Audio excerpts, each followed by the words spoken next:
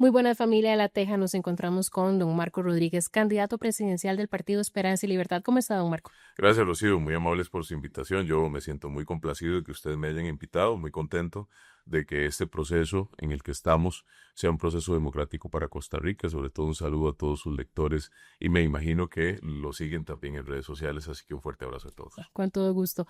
Vamos a conversar con don Marco sobre sus propuestas y también temas de actualidad para que ustedes puedan ver una entrevista más con candidatos presidenciales y así puedan tomar una decisión para las próximas elecciones basados en la información. Don Marco, bueno, tengo entendido que usted es administrador de empresas, ¿es así? Correcto. Mi alma mater, la Universidad Nacional, mi hijo de la escuela nocturna. Estudié mi bachillerato en el Liceo Nocturno de Heredia y aquí hay una clave importante. Muchos nos dirán que no hay oportunidad, que no vamos a llegar a ninguna parte. Había muchos estigmas en ese tiempo de la educación nocturna. Y bueno, hoy, yo, hijo de la escuela pública, un error del sistema, me dijo una directora que no apostaba por nadie. Y bueno, llegué a la Universidad Nacional, terminé mi título de administrador de empresas y luego pasé a hacer mi maestría en la gerencia pública de la Universidad de Costa Rica y me quedé dando clases. Ya tengo casi, 14 años de estar dando clases en la academia, entonces me siento muy complacido, muy orgulloso. Háblenos un poco de su trayectoria profesional. Bueno, yo inicié a trabajar formalmente desde los 15 años. Eh, Había que apoyar la causa de la familia. Mi padre y mi madre fueron hombres de valor y mujeres de valor que nos enseñaron muchísimo.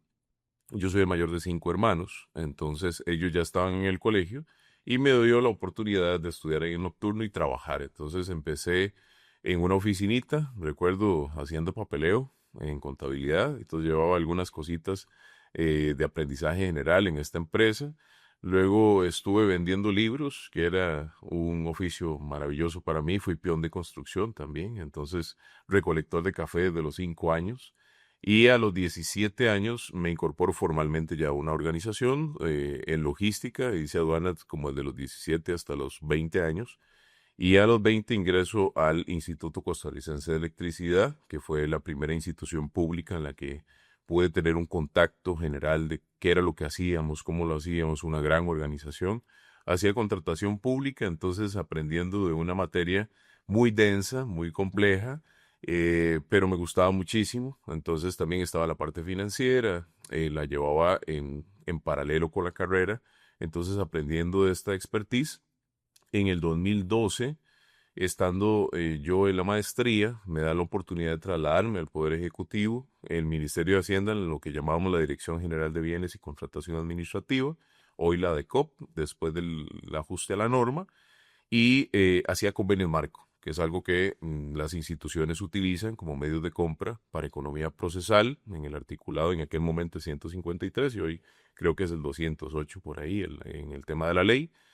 Paso del 2012 al 2018 estuve en el Ministerio de Hacienda y luego paso al CONAPAN, al Consejo Nacional de Persona Adulta Mayor. Ahí era jefe de la unidad de planificación y termino siendo el director ejecutivo de la institución por un periodo corto.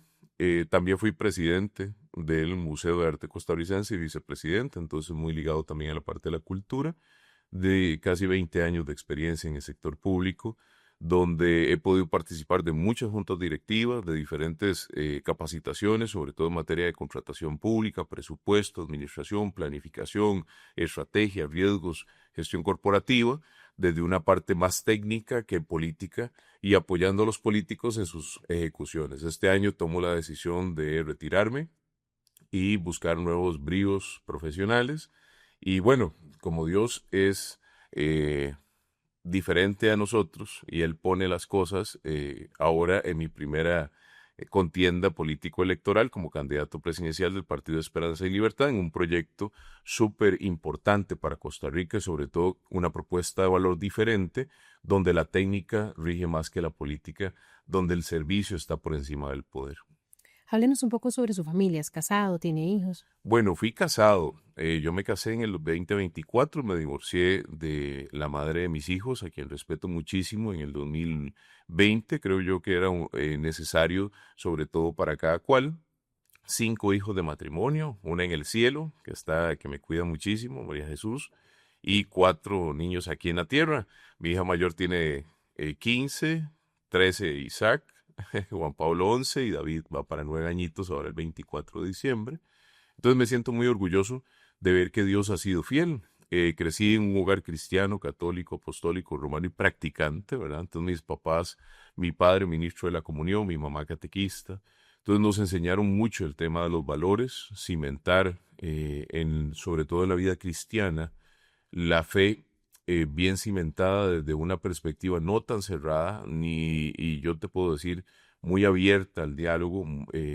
Los sábados hacíamos algo que se llama los laudes, entonces compartíamos muchísimo entre nosotros y poder ver qué era lo que Dios quería en la vida de cada cual. Mis padres muy valientes porque nos tuvieron a nosotros tres biológicos, yo soy el mayor de estos tres hermanos, y conforme a la vida va pasando, adopta a mi hermana a los 4 años y a Steven cuando tenía 3 meses. Entonces hemos sido una familia integrada muy bonita, donde el respeto siempre ha estado por delante, y he podido ver, a pesar de las dificultades y a pesar de las carencias, que nunca en mi casa faltó el pan, nunca faltó el amor. Y esto lo transmito yo a mis hijos, a mi familia. Los veo siempre, o sea, estoy de forma permanente, un papá presente, que era para mí muy importante. Sigo teniendo una relación muy cordial con la madre.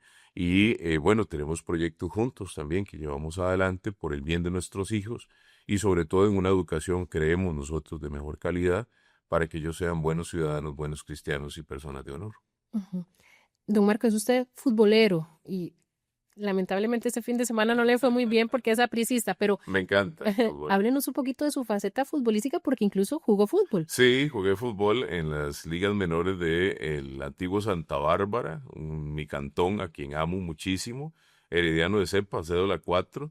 Tuve la oportunidad de rozarme en primera división un par de partiditos ahí, una temporada, con gente bastante experimentada del fútbol. Y bueno, no soy santabarbareño de corazón, ¿verdad? Pero soy sapricista de honor. Mi abuelo eh, fue y es, que Dios lo tenga en su gloria, una persona que le dio mucho cariño a su familia. Mi papá es sapricista, entonces creo que es de herencia, pero la mayoría de mi familia es herediana. Entonces, ¿qué veo yo en la faceta de fútbol? Me ayudó mucho a poder comprender con mis hermanos y mi familia, a apartarnos de las malas amistades, apartarnos de las drogas, apartarnos de las malas oportunidades que teníamos en ese tiempo. Era un barrio muy sano, donde pudimos en el barrio, a través y en torno al deporte, hacer muchas buenas obras en la comunidad, y estábamos, bueno, somos muy felices, ¿verdad? Lamentablemente sí, me tocó perder, y así que un abrazo a los liguistas, que disfruten el campeonato, pero nos sentimos muy orgullosos de que hoy el deporte sea una respuesta a la integralidad de la formación de los niños y los jóvenes en los valores, y creemos nosotros, desde la perspectiva y la experiencia que yo tengo, en que el deporte tiene que fortalecerse, y hay instituciones que yo creo que le están debiendo al deporte nacional. Cuéntenos cómo fue su acercamiento con la política. Bueno, vamos a ver, yo cuando decido renunciar este año a la administración pública, es una decisión de honor, una decisión fuerte, difícil, porque la mayoría de las personas no lo harían, pero creo yo que primero está la dignidad por sobre todo. Entonces, estando afuera, yo trato de integrarme a algunos grupos para hacer formación, dar capacitación, seguir unido a la academia. El Partido Esperanza y Libertad es un partido nuevo, un partido emergente que le llaman, pero con un corazón y una voluntad enorme para las personas. Y cuando me llaman a asesorarles, comienzo a conocer un poco de la filosofía, porque yo soy una persona que no se integraría a cualquier grupo político. Yo nunca he sido partidario y nunca había tenido color político. Cuando ingreso veo la parte dogmática, el respeto que tienen por las personas, el respeto que tienen por la vida. Hay algunos no negociables para mí, entonces creo que compartíamos esta filosofía, y desde la técnica comienzo a formar las personas que eventualmente estaban en el partido, sobre todo aquellos aspirantes a algunas candidaturas. Eh, Estando dentro, pues bueno, hay liderazgos que uno no puede ocultar, y las personas que tienen los liderazgos formales e informales siempre salen a la luz, ¿verdad? Y me siento muy complacido porque conforme a esta experiencia de formación, hubo muchas personas que intencionaron ser candidato del partido. El partido se forma en el 2024 a manos del presidente que es don Carlos Palacios, una persona con experiencia en seguridad, que tenía una voluntad enorme para las personas, para los pueblos, una persona que conoció, ¿verdad?, la pobreza y que hoy está en un nivel donde puede comprender que el servicio es más importante que el poder. Entonces compartíamos esta idealización y bueno, nos fuimos compenetrando dentro del proyecto hasta que llegamos al punto de que los delegados y el Consejo Superior del partido nos dan la oportunidad de ser candidatos que representen a la agrupación sin tener ninguna experiencia política. Y esto es muy importante porque sí queremos decir que somos un partido fresco, un partido de honor, donde les pedimos a los candidatos que eventualmente tenían alguna aspiración someterse al polígrafo, someterse a una hoja de delincuencia, someterse a un estudio judicial importante, donde para nosotros era primordial dar el ejemplo. Y entonces, si usted tenía algún vínculo con el narcotráfico, con la corrupción, que alteraba la probidad, estas personas no podían integrarse al equipo. Algunos quedaron en el camino, muchas gentes que deseaban estar dentro del partido e integrar el partido, pero bueno, los que estamos pudimos demostrar con probidad, pasar el polígrafo en 4 preguntas muy concretas, si usted estaba ligado al crimen organizado, si estaba ligado al narcotráfico, si había hecho algún acto de corrupción o si algún familiar suyo participaba de estas 3 condiciones, porque al polígrafo solo se le pueden poner 4 o 5 preguntas muy concretas. Pero de esta forma hicimos un filtro importante para que no se nos permeara el partido con algunas otras personas de ideologías distintas o ideologías que tal vez no comulgaban con nosotros, que es lo que les pasa a muchos partidos políticos. Y creo yo que esta debería ser una obligación para casi todos, o la mayoría, o casi que de norma. Entonces hemos podido sanear esta filosofía. Y bueno, hoy yo como candidato presidencial, llevando con dignidad esta bandera de honor, de esperanza y libertad, un nombre muy interesante y una propuesta muy interesante para Costa Rica que nace del corazón de la gente. Don Marco, su nombre no aparece en las encuestas entre los más apoyados. ¿Le preocupa eso? No me preocupa en lo absoluto. Primero porque hay que definir qué es una encuesta, qué es eventualmente un censo, y hay que comprender cómo funcionan las encuestas. Son temporales. Y es evidente que nuestro partido, al ser un partido nuevo, al ser un partido que la persona no conocía, que no tiene el arraigo que tiene Liberación Nacional o algunos otros partidos que tienen muchos años, como el PUSC, o eventualmente que mutaron siendo otros partidos, pues ya tienen personas que les conocen, que son su tercera o cuarta contienda. Eso es normal, o sea, es parte del proceso de gestión. El proyecto de nosotros es de largo plazo, el proyecto de nosotros no es para una temporalidad específica. La meta era que las personas conocieran de Esperanza y Libertad, que supieran por qué nace Esperanza y Libertad. Costa Rica necesita una Costa Rica diferente, una Costa Rica al 2050 próspera y efectiva. Y el poder hacer este proyecto de largo plazo, entendemos que 25 años es muy importante para nosotros en un lapso de 16 años donde podemos construir, cimentar y sembrar lo que nosotros queremos cosechar. Y todo implica a través de la sensibilidad de las personas. Toda semilla que uno plante debe morir. Y entonces hoy enfrentamos eso, la crítica, la falta de construcción, la desesperanza, el desánimo de las personas y por sobre todo que ellos no comprenden que hay una forma diferente de hacer política. Nosotros somos técnicos haciendo política y esto es muy importante. Esperanza porque comprendemos que la gente necesita una nueva ilusión, que las personas deben creer en la política, que los jóvenes deben incorporarse a la política, que los niños deben tener una visión diferente de liderazgo, no una visión disruptiva, no una visión de confrontación, no una visión de destrucción. Por el contrario, ser simétricos en poder comprender que esta construcción nos lleva al diálogo, nos lleva a sentarnos con los diferentes sectores, que los partidos políticos son un medio, no son el fin en sí mismo, para poder hacer y construir una Costa Rica diferente. Que nosotros en la Asamblea Legislativa vamos a tratar de negociar las mejores gestiones para la Costa Rica, respetando los valores, que no nos vamos a vender a ningún postor, que vamos a comprender que ese diálogo es para la mejora de nuestras futuras generaciones. Si nosotros gobernamos, tenemos la experiencia para hacerlo, porque es diferente a una persona que ha estado en el sector público y comprende la ejecución, a una persona que no sabe cómo se debe ejecutar o cómo se debe comprender el aparataje estatal. Eh, y el haber participado por tantos años le da a uno una visión un poco más integral de cómo funciona la gobernabilidad desde la gobernanza. Y la gobernanza está en las personas, está en aquellos que deciden votar por un partido político.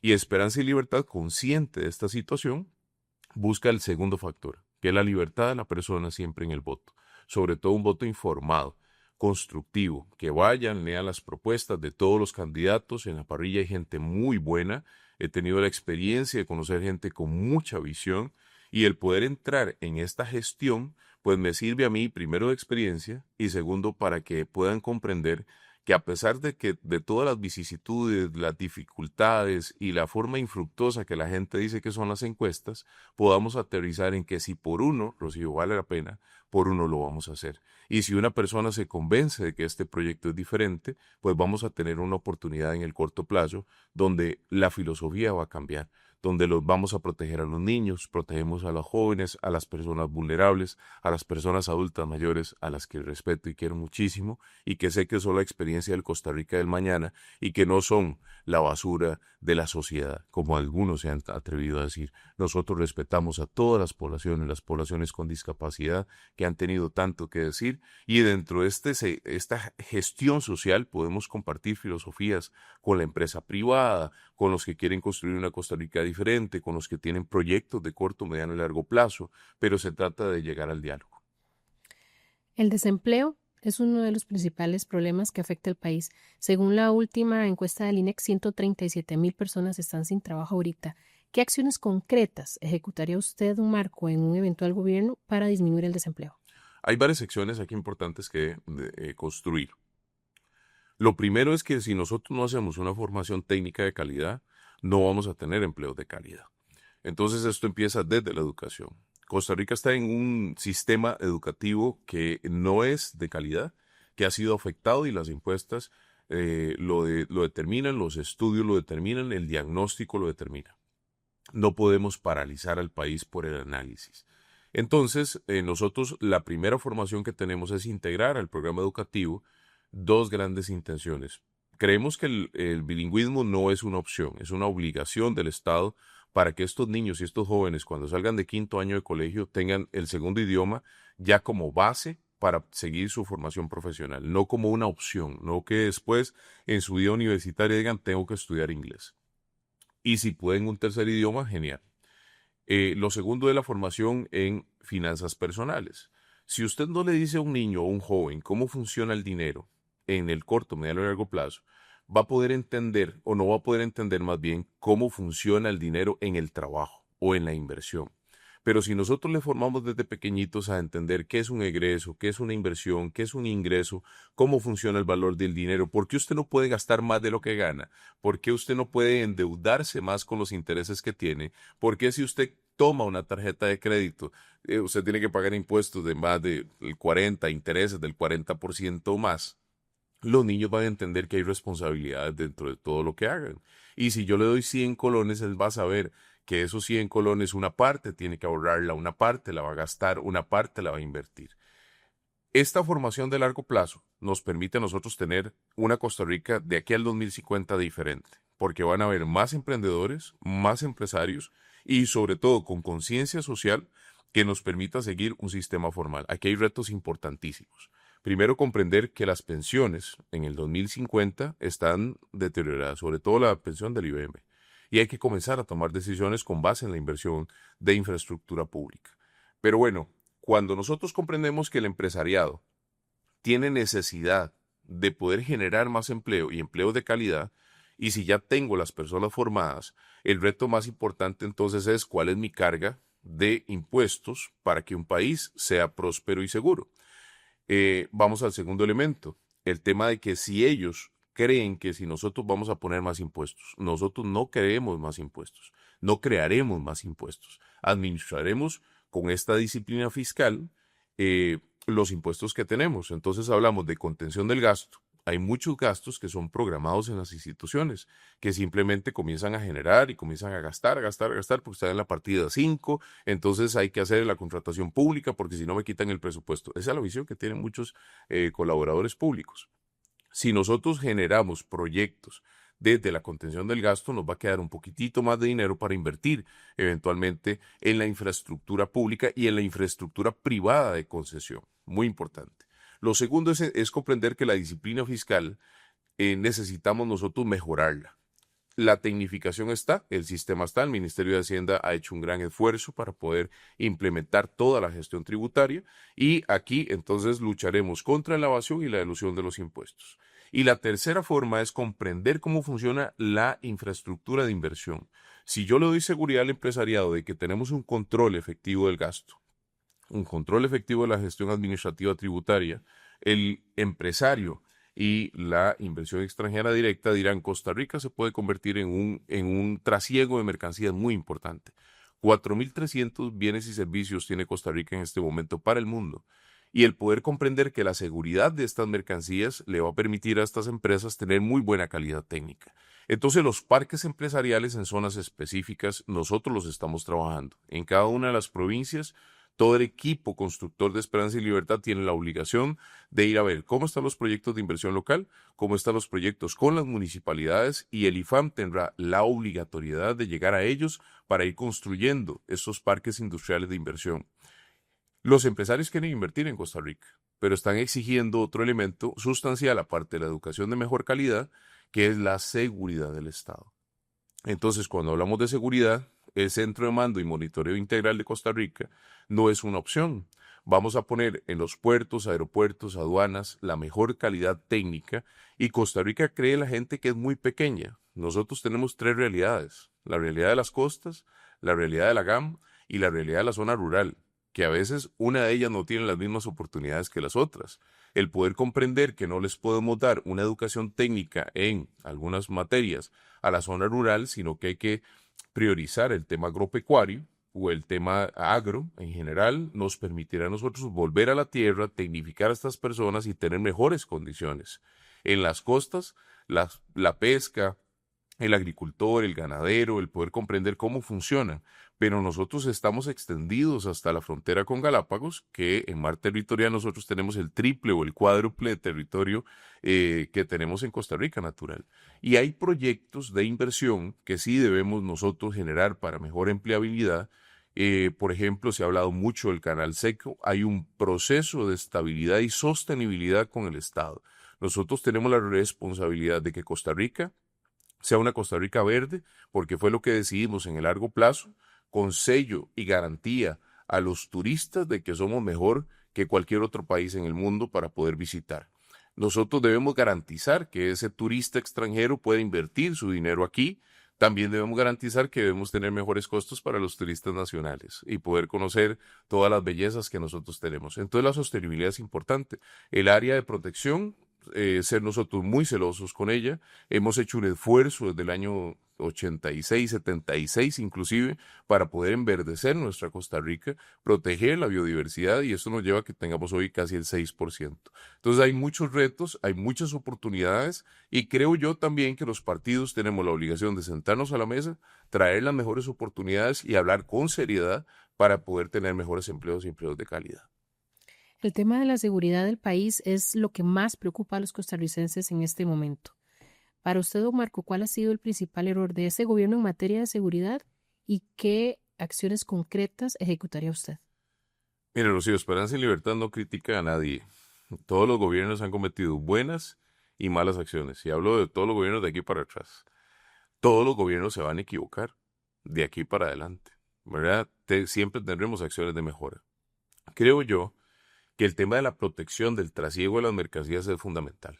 Y aquí ha habido elementos de diagnóstico que podemos referir. En Europa están muy preocupados por la cantidad de cocaína que el crimen organizado ha colocado en el continente. Y han visibilizado a Costa Rica como uno de los focos de frontera donde salen estas mercancías y se ha convertido como en el punto focal para que ellos puedan invertir. en esta relación. Entonces, lo primero que hay que asegurar es que la relación internacional desde el servicio exterior nos permita a nosotros tener control de la soberanía nacional. He escuchado a algunos candidatos decir que debemos entregar esta vigilancia de las fronteras a otras naciones u a otros grupos organizados desde la seguridad internacional. Yo creo que nosotros podemos compartir mesa, que somos los responsables como entes rectores sin entregar la soberanía nacional de vigilancia. Lo primero que yo te decía es que en fronteras, puertos y aeropuertos deben haber toda la tecnología posible para poderles dar trazabilidad a esto. Y es importante saber que no se trata solo de escáneres, o sea, es mejorar la IA, la robótica, la gestión empresarial tecnológica, el desarrollo de acuerdos internacionales sanos, donde nos permita a nosotros tener una seguridad de que lo que pasa por ese puerto, ese aeropuerto, esa aduana, no está contaminado con algunos productos que eventualmente puedan salir al exterior y que ellos eventualmente se van a ver afectados por esto. Lo segundo también es el tema de la formación. Si yo no le doy al niño o al joven una forma diferente de ver su metodología educativa para poder ser atraídos por una nueva gestión de empleo o empresa, ellos están en las fauces del crimen organizado. ¿Cómo empiezan? Bueno, les dan un celularcito, les dicen, mire, usted lo único que tiene que hacer es llamarme eventualmente cuando usted vea a la policía. Entonces les dan un menudito, ¿verdad? 80,000, 100,000 colones, y así comienzan ellos a enamorarse del dinero.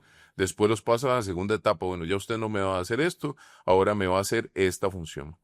Y así los integran hasta ser consumidores o eventualmente participar del crimen organizado. Y hay comunidades muy vulnerables. La economía social solidaria tiene una responsabilidad enorme en esta acción, sobre todo en las juntas de desarrollo local, donde nosotros en el INDER, en Dinadeco, bueno, Mideplan a través de la Estrategia Nacional y el Ministerio de Seguridad Pública y Seguridad Nacional desde la Presidencia de la República, tendremos la obligación en el CIR social, que es donde todas las instituciones se hablan, de poder comprender cuál es la realidad de cada una de las comunidades y atacar a través de esta gestión todas esas situaciones de inseguridad ciudadana que hoy se están mermando o están sucediendo en Costa Rica. Ya rompimos los récords eventualmente en tema de criminalidad y el poder entender que la seguridad no es un tema de todos, me ayuda a mí como candidato presidencial a comprender dos cosas. Yo no soy todólogo,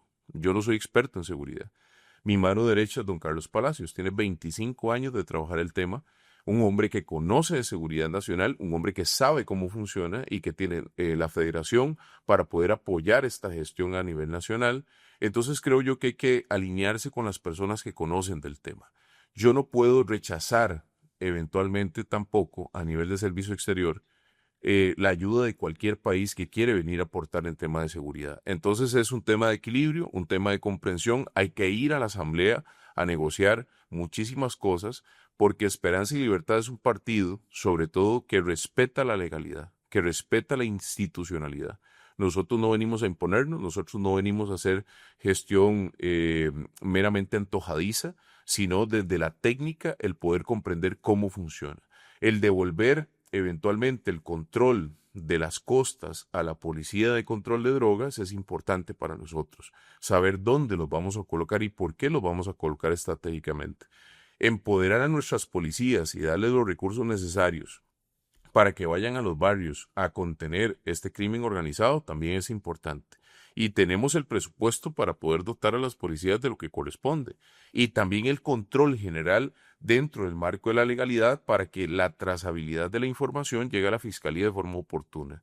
Si nosotros tenemos el centro de monitoreo y mando, podemos hacer una integralidad de sistemas nacionales, por ejemplo con el marchamo del INS, que es una idea que tenemos y que vamos a desarrollar, para que ellos tengan esta información de forma oportuna y la Fiscalía no diga, es que el Ejecutivo no nos ayudó. No, aquí tiene la información, tome las decisiones pertinentes y llegar a acuerdos específicos en temas de seguridad para que las comunidades estén, sobre todo, desarrollándose de una forma más segura. El país también vive una crisis educativa. El último informe del Estado de la Educación señalaba que hay muchachos de colegio de 9º, 10º año que tienen la comprensión lectora y la capacidad de resolver problemas matemáticos de niños de escuela. ¿Cómo resolvería usted ese problema, don Marco? Yo creo que no se puede resolver en 4 años. El político que les diga eso les miente, pero sí hay que comenzar ya. Tuve la oportunidad de conocer a don Lalo Gámez Solano, en el 2002. Y don Lalo, siendo el reformista del 49 de la educación, me decía: Marco, yo estoy muy preocupado porque nosotros nunca pensamos que después del 49, en el 70, en el 80, en el 90, menos en el 2000, estuviéramos con la misma reforma del 49. Ellos esperaban que fuera un transitorio donde nosotros decidimos tirar las armas y recoger un lápiz y un papel para conocimiento de los niños. Hoy no se ve eso. La calidad de educación está clarísimo que tienen un desfase enorme.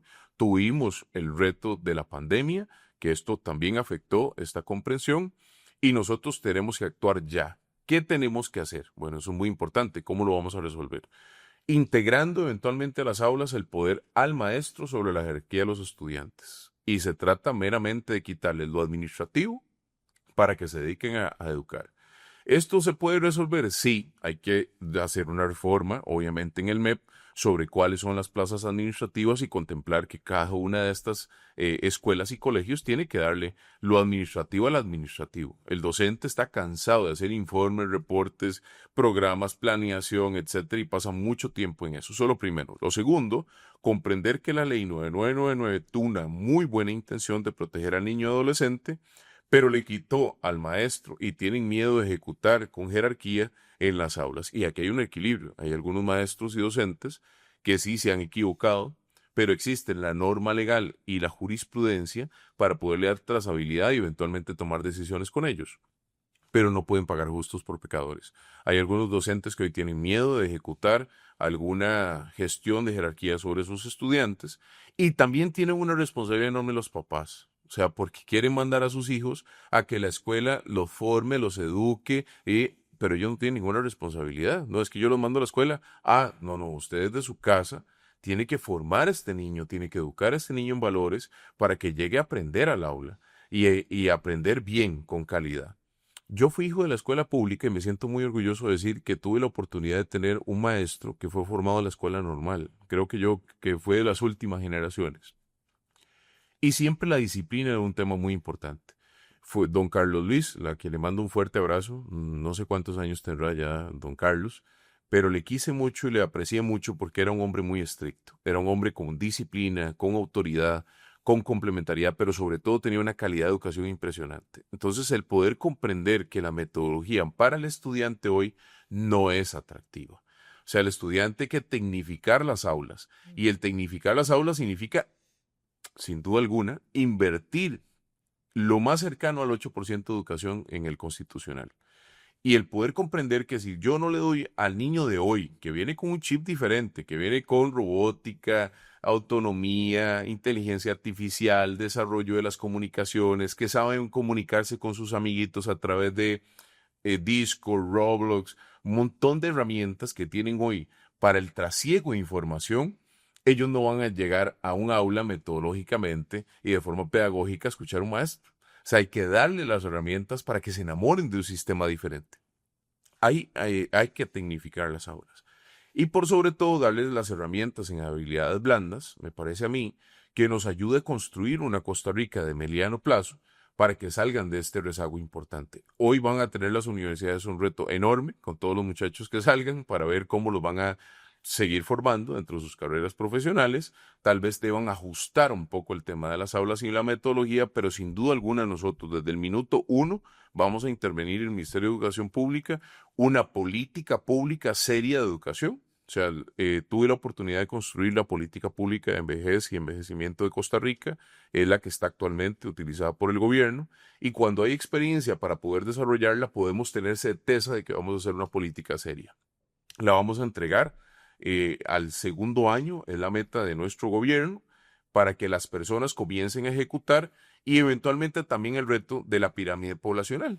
O sea, sabemos que hoy no llegamos a la tasa de reemplazo, estamos en 1.2 por cada pareja, y esto hará que las aulas se reduzcan, hará que habría que reajustar eventualmente el presupuesto del MEP, y también entender que muchos de estos niños se han trasladado al sistema privado de educación. Y es ahí donde sí se ven las brechas enormes en temas educativos, porque utiliza metodologías, por ejemplo, Montessori, en algunas otras aulas, y nosotros queremos traer esa buena propuesta de mejora al aula nacional, al aula de la educación pública. Es un reto ya urgente, necesario y fundamental. Como le decía, el bilingüismo no es opcional, ya debería estar integrado a las aulas, pero aquí que no crean los maestros que no vamos a seguir con las evaluaciones permanentes, porque creemos que un buen estudiante tiene buena educación cuando hay detrás de él un maestro, una maestra que se preocupa por seguirse formando. Y si es un tema de plata, hay temas, cómo resolverlo a nivel de gestión, por ejemplo, ese CADES que es gratuito del servicio civil, para que se sigan formando en cada uno de los temas de referencia. En el tema de infraestructura, don Marco, vemos calles dañadas, puentes colapsados y un retardo enorme en resolver estos problemas y las presas, ¿verdad? Yo creo que todos, y en estas épocas es peor, todos estamos cansados de las presas. ¿Qué acciones concretas propone usted en el tema de infraestructura vial? Bueno, nosotros primero seguir con el tema del tren, independientemente de cuál sea el proyecto que esté, porque esto urge para Costa Rica, esto dejó de ser un tema político, es un tema técnico de democracia. Debemos llevar el tren a los parques industriales para que la gente tenga una mejor trazabilidad de producción y no pierdan tanto tiempo en las presas. El tomar la decisión desde el minuto uno en el sector público, sobre todo con el decreto permanente de teletrabajo. Nosotros no creemos que el estar en una oficina eso genera resultados. No, nosotros trabajamos por objetivos, obviamente cumpliendo la legalidad nacional. El poder entender que hay proyectos, las interlíneas, los grupos focales en las municipalidades para poder hacer las ciudades accesibles para personas mayores y personas con discapacidad, el poder comprender cómo funciona el tema de la trazabilidad de las mercancías a nivel de carreteras. Hay proyectos que debemos seguir construyendo, la Ruta 32, la Ruta 1, bueno, la zona norte que ha tenido 60 años de rezago en este proceso de trazabilidad de mercancías. Creemos en el tren eléctrico, creemos en el tren de carga, creemos en el parque industrial y el poder comprender que esto debe estar formado en proyectos de largo plazo nos permite a nosotros traer a los técnicos a la mesa y eventualmente saber que los técnicos tienen que decir, la NAM, el Colegio Federado de Ingenieros Arquitectos, el Colegio de Geólogos, hay muchísimos proyectos de movilidad que están, pero hay que ejecutar en el corto plazo. Ahora, los recursos. Bueno, nosotros creemos en la concesión eventualmente de ciertas obras y hay que sacrificar, obviamente, un poco del tema, pero creo yo que también la empresa pública en Costa Rica, por ejemplo, el ICE, es muy buen ejecutor de obra pública. Hay que darle las herramientas de la legalidad para poder construir. Y aquí el tema de la inversión de los fondos de pensión, sin creer en una pensión ¿cómo decirle? Para todos igual, porque yo no puedo permear algunos fondos que han sido de menos rendimiento que otros, pero están esos fondos para hacer infraestructura pública y hay que hacer retornos efectivos superiores al 7% y hay algunos retornos que estamos hablando del 14-16% en algunas obras de infraestructura. El poder comprender también que esta es una decisión de inmediatez. Esto no puede esperar más. Creemos, por ejemplo, en la obra de ciudad-gobierno, porque es importante saber que todo el gobierno paga muchísimo dinero en alquileres y en el menos de 15 años estaríamos pagando la cuota de esa infraestructura y poder seguir con el tema del mantenimiento. Entonces hay muchísimos proyectos que Esperanza y Libertad sí tiene para Costa Rica y que vamos a ejecutar para la movilidad de las personas. Aquí me preocupa mucho el tema de que duramos 3 horas, más o menos, invertidos en una presa de Heredia a San José en un lapso de no más de 12 kilómetros. Las personas están cansadas, perdemos muchísimo tiempo. Bueno, ojalá la empresa privada también entienda que sus colaboradores pueden estar dentro de la movilidad de teletrabajo, pueden eventualmente tener esta transición para proyectos de efectivos, sobre todo los pasos elevados, que para nosotros es muy importante, o dobles o triples carriles, y pensar en ciudades bastante desarrolladas, por ejemplo Miami y Florida, de los que hemos tenido la posibilidad de ir, donde esos mismos proyectos podamos traerlos a Costa Rica. Y creemos fundamentalmente que el servicio exterior tiene una responsabilidad enorme en la captación de estas infraestructuras y también posibilidades para poder desarrollar estos proyectos en el corto plazo. El tema de la lista de espera también preocupa mucho a los costarricenses. La semana pasada sacamos una nota de un señor vecino de San José que tiene 4 años de estar esperando por una cirugía de próstata. Él nos contaba que está sin trabajo porque nadie quiere contratar a una persona que cada 15 minutos tiene que ir al baño a orinar. En la noche se levanta hasta 20 veces y está en la lista en el puesto 466. La próxima cita, que ni siquiera es para agendar o darle fecha a su operación, es hasta el próximo año. Don Marco, ¿cómo se pueden solucionar este tipo de problemas que afecta la vida de las personas? Hay gente que muere esperando en una lista de espera. Hay dos situaciones importantes para que un gobierno pueda comprender cómo funciona la gestión pública. Hoy el gobierno debe ser reactivo ante la lista de espera. Entonces es muy común que si usted saca ese reportaje, mañana este señor lo estén llamando, porque es un tema de reacción. Bueno, para ver qué dirá eventualmente la prensa de esta situación. Ojalá nos saquen ahora a decir que sí tuvieron la oportunidad. No, creemos en proyectos de mesurado control. Lo primero es que hay una demanda importante de la ciudadanía en tema de intervención primaria de salud. Entonces los EVAIS son una respuesta efectiva a este déficit que tenemos nosotros sobre enfermedades que no son crónicas, sobre enfermedades primarias que podemos atender en este nivel de atención. Y hay 189 EVAIS que está diagnosticado, que está clarísimo dónde debemos posicionarlos. Están los recursos y el proyecto de infraestructura, sobre todo con Mideplan, en la coordinación de los planes y proyectos que se tienen de corto plazo y en el banco de proyectos que hay que registrarlos hoy por norma. Entonces, comprender cómo funciona la gestión pública nos ayuda a nosotros a tomar decisiones de inmediatez. Estas inversiones, si bien es cierto, no van a tardar más de 4 años, podemos ir priorizando en los cantones de mayor población y poder ayudar a aquellas segundas, bueno, vamos a ver, aquellas intervenciones de segundo rango, como lo son las clínicas, en ciudades muy importantes, por ejemplo, Barrio Cuba, Atillo y algunas otras ciudades donde atiende más de 180.000 personas, 250.000 personas. El poder comprender también cómo funcionan las listas de espera tiene que ver con si tenemos los especialistas para poder atenderlos. Hoy los especialistas tomaron la decisión, muchos de ellos, de salir del sector público. Sabemos que hay una derivación de la decisión que se tomó a través de la norma de, bueno, lamentablemente control fiscal, digamos, pero sabemos que esto afectó los salarios de estas personas, tuvieron la decisión de irse al sector privado y tomar esta gestión. Y creemos que el sector privado puede atender muchísimas de estas situaciones en una corresponsabilidad con el Estado, porque si el Estado no lo puede atender, debo derivarlo al sector privado para poder hacer una atención de inmediatez. Entonces creemos que estos tres proyectos de inversión pública, de infraestructura y de decisión de gestión nos permiten a nosotros no solamente impactar las listas de espera, porque en este gobierno creo que subieron a casi 500.000 personas, entonces estamos en 1.250.000 personas que tenemos una cita esperando. Todos somos víctimas. Yo tengo una cita de hombro en el 2000, ¿qué? Me pusieron 33, cuando es de urgencia. Los que podemos atendernos eventualmente del sector privado, bueno, bendito Dios, pero los que no tienen ninguna oportunidad, los que no tienen los recursos, ¿cómo vamos a hacer con estas gentes? Y el poder hacer estas demandas y el cumplir con estas demandas no solo depende del sector privado, no solo depende del sector ejecutivo, sino de algunos cambios en norma, obviamente, que vamos a tener que hacer a nivel legislativo.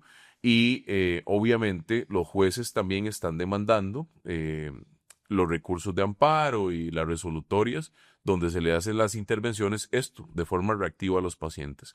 Comprendemos que también tenemos una propuesta sólida en el tema de los medicamentos y abaratar los medicamentos. Tenemos una estructura importante de otra metodología, por ejemplo, que se ha utilizado en Cuba, que se utilizó en un momento determinado en Colombia, que se trasladaron a Chile y algunas otras formas para abaratar los medicamentos y comprender que el Banco de Medicamentos Nacional es urgente también, para que la gente pueda tener acceso de forma inmediata y el poder contener un poco, digamos, la urgencia. Obviamente no es una respuesta para la gente y es un reto enorme tanto para el MINSA, porque el MINSA no tiene una derivación rectora suficiente y sustancial. Tan es así que la gente cree que el ente rector en salud pública del país es la Caja Costarricense de Seguro Social. Y el poder comprender que la Caja no lo puede hacer todo, pero sí debería tener la mejor infraestructura para decisiones, sobre todo en infraestructura hospitalaria, que es el último nivel de intervención.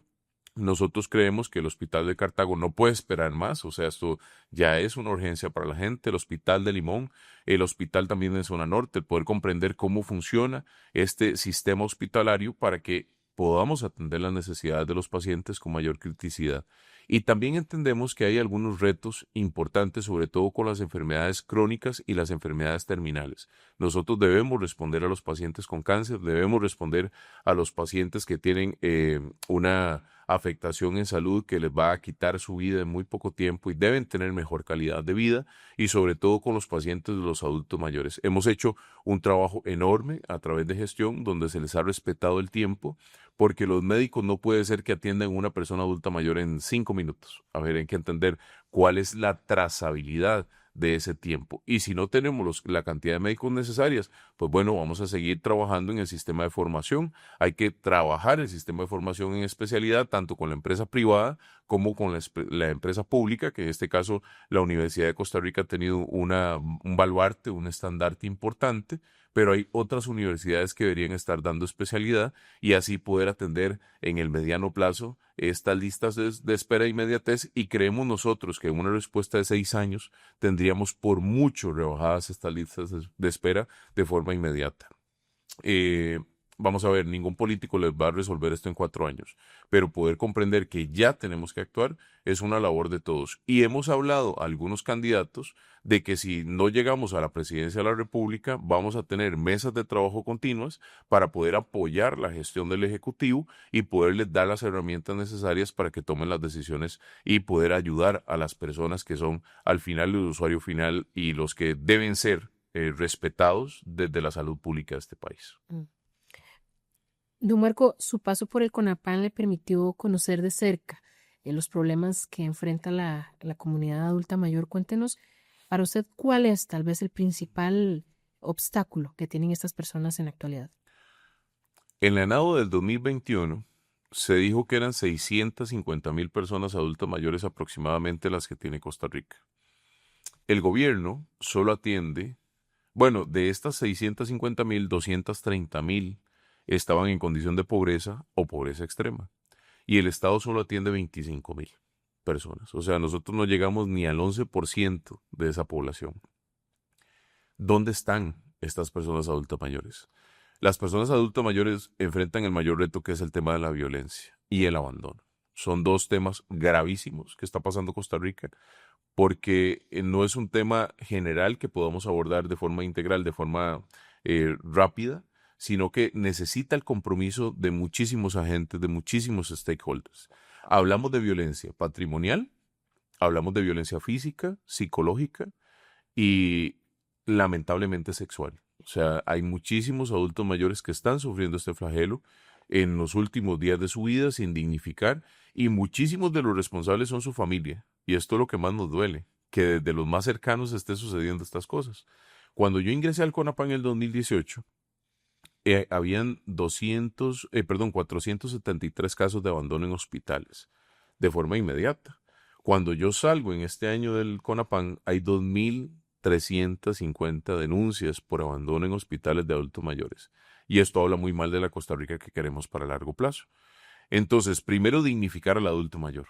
La política que creamos, la política que le dimos al país y que está en documento y pueden ir a buscar el nombre sin ningún problema, fue una política integral técnica que le funciona al adulto mayor para tener dignificación en varios temas. Lo primero es que no se le puede abusar patrimonialmente al adulto mayor. Ellos tienen sus recursos, tienen su autonomía y hay que respetar su autonomía. Que muchos de estos adultos mayores tienen un nivel de intervención por incapacidad muy importante y que también dependen del cuidado. Y aquí es el tercer tema de abordaje, el cuidado. Está sobre las mujeres mayoritariamente la responsabilidad de cuidar a los adultos mayores, y yo creo que esto no es justo. Debería ser un equilibrio entre las personas que viven o habitan su hogar para poder darle este cuidado a las personas adultas mayores. Mire que es un trabajo cansino, y mire, es que usted no lo comprende. No, yo lo he visto. A mí nadie me tiene que contar. Yo llegué a intervenir un adulto mayor abandonado en hospital, que le pudimos dar sus últimos 15 días de dignificación de vida, donde cuando llegamos a intervenirlo estaba totalmente enllagado, tenía las costillas expuestas, tenía órganos expuestos, y destruidos sus brazos, destruidos sus pies, donde esto no se puede dar. O sea, es doloroso ver una persona así. Y es un tema muy emocional, es un tema de comprensión de valores que un adulto mayor tiene la experiencia, sabe cómo trabajar. A él nadie le ha contado la Costa Rica que le entregaron. Él quiere una mejor Costa Rica para nosotros. Y el haber sido yo director ejecutivo, me sentí complacido de ver que habían adultos mayores que conversaban conmigo de temas súper, súper complicados, súper difíciles. El abuso de violencia que están sufriendo las personas adultas mayores porque no se pueden defender, esto no puede darse.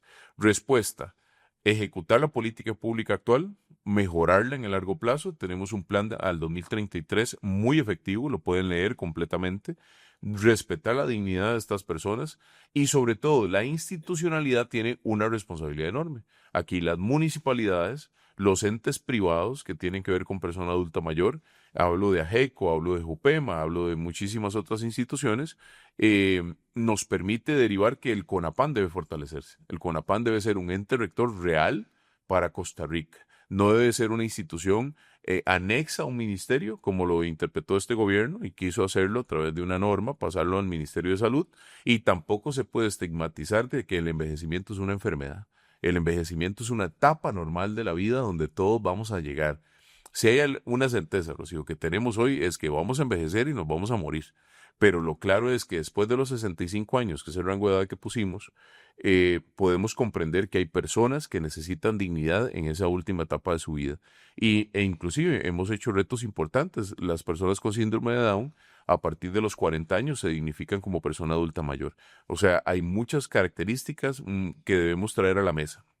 Las personas indígenas en el Consejo de Mayores, cuando ya tienen 45 años y tienen mucha experiencia, son adultos mayores.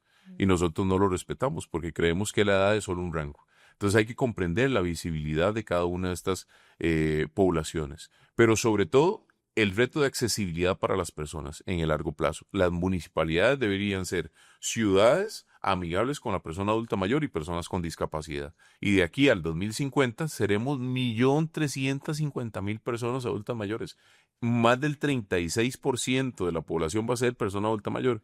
Y hay retos. Hoy los jóvenes son ninis, no quieren trabajar, no quieren estudiar, pero muchos de ellos trabajan en algo que no es formal y sus dineros se van fuera de las fronteras. Entonces vamos a trabajar sistemas formales, que hoy el sistema de salud tiene un reto enorme, con poblaciones adultas mayores que van a tener que trabajar hasta sus 80 y más años. Entonces, si no vivimos de la renta, si no pensamos qué va a pasar de aquí a largo plazo, usted y yo vamos a tener un reto muy grande, porque yo cumplo los 65 en el 2050, para poder mantener a nuestras familias y poder dignificar nuestras edades después de los 65 años. Don Marco, ¿rescataría usted algún proyecto de este gobierno para darle continuidad en un eventual gobierno suyo? Creo yo que, como le dije, el proyecto de Ciudad Gobierno es un proyecto que debemos continuar, que debemos visibilizar, pero debemos traer a la mesa a los agentes que nos importan, la Contraloría General de la República, los poderes del Estado que quieran eventualmente intervenir y los agentes necesarios para poder construir. El tema del tren, como le dije, ya no es una opción, o sea, esto es urgente para Costa Rica, es un proyecto que hay que trabajar, un proyecto que hay que dignificar. El proyecto eventual de comprender cómo funciona la marina para los puertos, tanto en Limón como en Punta Arenas y Guanacaste, son retos para la Costa Rica del futuro. Nosotros tenemos todo para ser el nuevo Singapur, o sea, nosotros tenemos todo para ser la Suiza centroamericana, tenemos todo para ser eventualmente el canal necesario para la economía mundial. Somos el pulmón de América y el poder comprenderlo, el entenderlo y que nosotros tenemos las herramientas para poder hacerlo. Bueno, aquí hay un tema de equilibrio. La sostenibilidad para nosotros es muy importante, pero el desarrollo también debe gestionarse. Entonces creo que son proyectos que hay que dignificar, son proyectos que hay que seguir trabajando, son proyectos que no podemos retardar más. Y si no, quienes se ven afectados son las poblaciones del futuro, ¿verdad? Nuestros niños y nuestros jóvenes queremos entregarles una mejor Costa Rica. Eh, Y sobre todo, bueno, nosotros dentro del reto mayor que tenemos es el tema de la seguridad, del tema de la humanización de la educación y por sobre todo comprender que tenemos el reto enorme de gestión a través de la empresa privada para desarrollar los proyectos locales en cada una de las provincias que nos ayudarán eventualmente a generar mejor empleo y mejores condiciones. Pero creo que estos serían proyectos que debemos seguir retomando a partir de este gobierno. ¿Piensa usted que un eventual gobierno del oficialismo pondría en riesgo la democracia del país? Mire, es una pregunta muy compleja. Primero, comprender que el otorgarle eventualmente más de 38 diputados a cualquier partido político no es que represente un riesgo, es un tema más de gestión. El tema está en las decisiones que tengan estas personas o lo que creen en coherencia para tomar decisiones en estas personas para poder producir la democracia. Yo no conozco el corazón de la gente, yo no sé eventualmente qué tienen en el pensamiento, cuáles sean sus visiones. Esperanza y Libertad, si tuviese esa oportunidad, dignificaría mejor a Costa Rica. Creo yo que si tuviésemos la capacidad para poder llevar leyes adelante, nosotros no creemos, por ejemplo, en una constituyente, no creemos que la constitución y la legalidad, el marco legal que tiene Costa Rica es muy robusto, más bien exacerbado en algunos temas y con la jurisprudencia que tenemos podemos trabajar el desarrollo del país. Esperanza y Libertad buscará la manera de poder llegar a negociar a la Asamblea Legislativa con los diputados que tengamos y buscará gobernar con sapiencia, con sabiduría y robustez. Entonces, el reto para la gente es comprender que esta democracia fue construida por antepasados que tenían una visión impresionante, que yo tuve el honor de conocer a varios de ellos, tuve el honor de conocer a don Alberto Cañas, a don Lalo Gámez, hoy también a don Chico Morales, que fue profesor mío de la Universidad Nacional, o sea, gente que estuvo al momento de la constituyente y que la visión que ellos tenían era una visión muy hermosa para Costa Rica y debemos respetarla. No consideramos eventualmente que sea un riesgo eventualmente para la democracia, sino comprender que la gente hoy tiene el poder de decisión sobre un voto y mi invitación directa sería no deje de votar porque el abstencionismo es eventualmente lo que sí representa un riesgo para la democracia. El abstencionismo de cualquier persona que diga, no, yo no salgo a votar porque yo no creo en la política. Bueno, entonces después no se queje de si algo sucede con la democracia del país, si se toman decisiones que a usted no le gustan, porque usted tuvo el poder de decisión en sus manos y no lo hizo. Yo creo en el Tribunal Supremo de Elecciones, creo en la autonomía del tribunal y creo que todos los procesos electorales que tiene el Tribunal Supremo de Elecciones de aquí para atrás han demostrado que es una institución sólida para llevar la democracia a este país. Yo creo en la Contraloría General de la República, creo en la institucionalidad, creo en el Poder Judicial. Nosotros no podemos dejar de creer en la institucionalidad de este país. En el momento que nosotros dejemos de creer en la institucionalidad, tenemos un reto mayor que es contra mí mismo, el poder llegar a estos servicios. Cuando los necesito es cuando más los aprecio. Eh, la gente dice, la caja no sirve, pero cuando la gente ha tenido una situación seria de salud, por ejemplo yo, que tuve una neumonía en el 2020 y me iba a morir, y el doctor me dijo, vea, usted tiene un 10% de probabilidad de vivir, así que arregle todo, vamos a hacer lo posible para que eso no suceda, y Dios me regaló una segunda oportunidad, pero yo vi la técnica, cuánto me hubiese costado a mí 15 días de cuidado intensivo en un hospital si no hubiese tenido el seguro social. Estamos hablando de millones de colones. Cuando la gente no lo sabe, no lo tiene, no lo aprecia. Pero cuando las personas hemos visto el servicio de calidad que han tenido el INS, la Caja, el ICE, la Compañía Nacional de Fuerza y Luz, la EPS, o sea, hay muchísimas instituciones que le hacen mucho bien a este país. Hay que creer en la institucionalidad. Entonces el reto mayor, Rocío, al final es, en conclusión, salga a votar informado, pero no deje de ir a votar. Vaya y vote por quien usted quiera. Esperanza y Libertad nunca le pedirá el voto. Eso se lo garantizo, porque yo soy el candidato. Pero Esperanza y Libertad tiene una propuesta distinta para que usted la lea, la comprenda y por favor llegue a la mesa de votación con un conocimiento muy vasto de las cosas. Pero si usted no quiere salir a votar, entonces después no diga que no se lo advertimos. Muchísimas gracias, don Marco, por haber Muchas estado con gracias a nosotros. usted por invitarme. Yo me siento muy complacido. Ojalá que podamos tener eventualmente más acercamientos y siempre complacido de que me puedan invitar a estos espacios y sobre todo esto, que la gente pueda salir a votar de forma informada. Responsables ustedes por crear estos espacios y que los felicito. Muchísimas gracias. Muchas gracias también a todos ustedes que estuvieron con nosotros. Esperamos que esta entrevista, así como todas las que hemos hecho con distintos candidatos, pueda precisamente ayudar a lo que decía don Marco, ¿verdad? Tomar una decisión responsable, una decisión informada para que todos salgamos a votar en febrero próximo, cumpliendo con nuestro deber como ciudadanos. Muchísimas gracias.